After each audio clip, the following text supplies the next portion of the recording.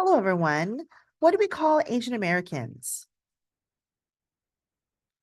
Asian American, the term was invented in 1968 by historian and civil rights activist Yuji Ichioki and UC Berkeley graduate student Emma Jean. Now, they said in 1968, now that's a civil rights movement, they said, whoa, we're Berkeley grad students. We need to unite all the different Asian groups. Now, note, they did not include other groups because in 68, there were no Southeast Asians. And it was not including Pacific Islanders. And so they created this term, this umbrella term called Asian Americans, and to unite all Asian Americans. So I created this menu for you. So I wanted to take a look. Professor Bond here trying to make it fun for you to learn.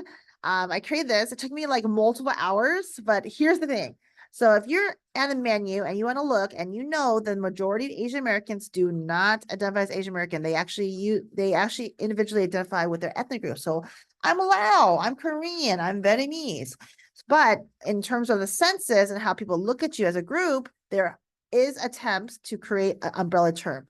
So number one, if you're actually in college in 2000, such as myself, when I was at UCLA, we were just called Asian Americans, and people would put on sign AA. So they'd have you check out something.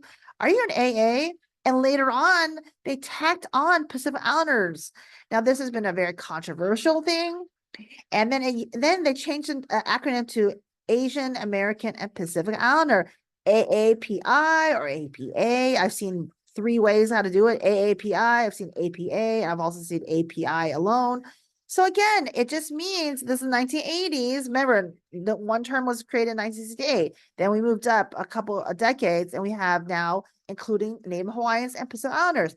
Then they said that Native Hawaiians said they don't identify as Pacific Islanders, and so they wanted to change the name again. Now, if you're in the 2024s and beyond, there's a new term that the U.S. government uses called ANHPI, AANHPI. And it stands for Asian Americans, Native Hawaiians, and Pacific Islanders. Now, that's a mouthful. That's like a lot of different acronyms. New things I put as a side dish. This is changing it again, not in the nation, but a lot of big schools are changing. Again, it's something to think about. Now, if you're from the Cal State system, which is the California State University system, 23 universities, some of them, not all, some, such as San Diego State, are using this term called APIDA, which means Asian Pacific DC American. Asian, of course, from Asia, Pacific Islander, you see. DESI actually means South Asia or of the land. Now, of course, that is very controversial.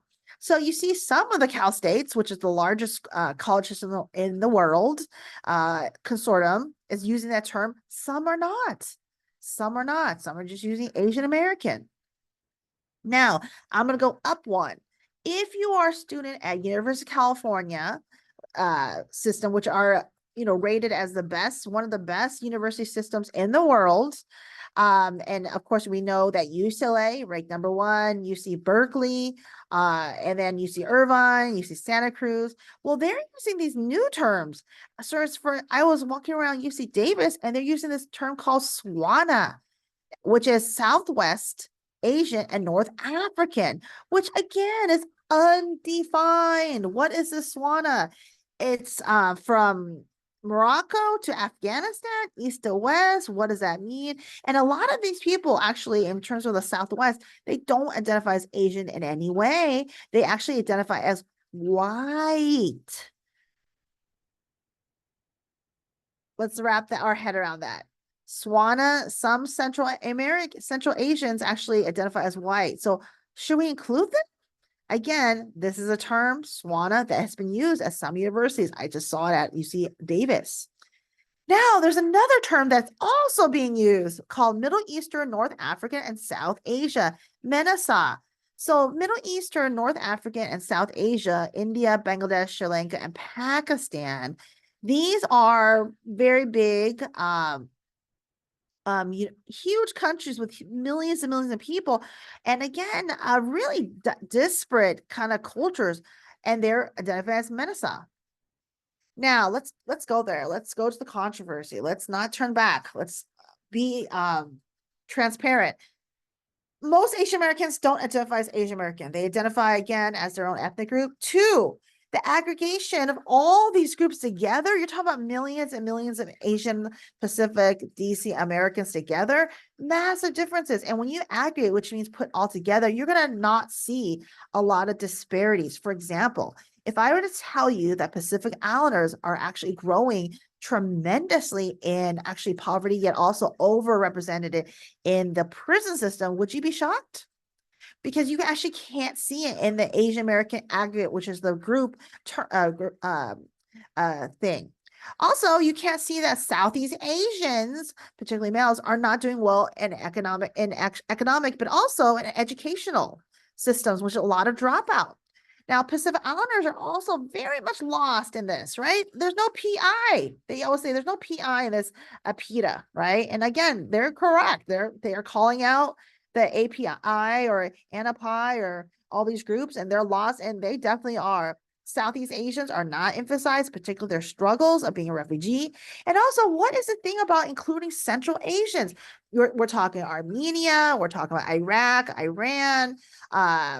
These groups identify as white. They identify as Anglo. So why would we include these groups who just don't even identify racially with this group, right? So again, I want you to think about it. Think about it. What do you think?